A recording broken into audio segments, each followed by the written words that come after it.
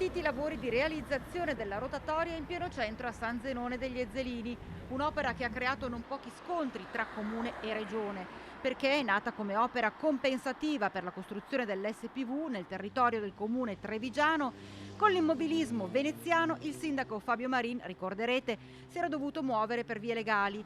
Dopo una diffida alla regione aveva vinto i 2 ricorsi a TAR e Consiglio di Stato. A inizio ottobre l'apertura del cantiere, oggi si può già vedere come progrediscono i lavori.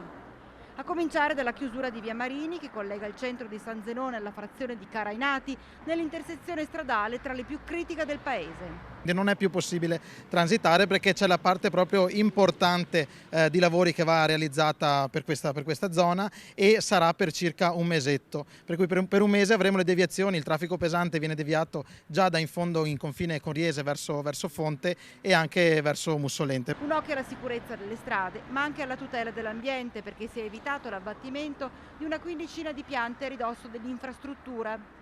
Entro la fine dell'anno il completamento del grezzo della rotatoria, in primavera nuovo step e intanto sul versante burocratico La Regione ha convocato la conferenza dei servizi che si è già chiusa e adesso siamo in quella fase interlocutoria dove la Regione e gli enti firmatari di questo accordo devono trovare i fondi, metterli a disposizione e continuare tutta l'opera.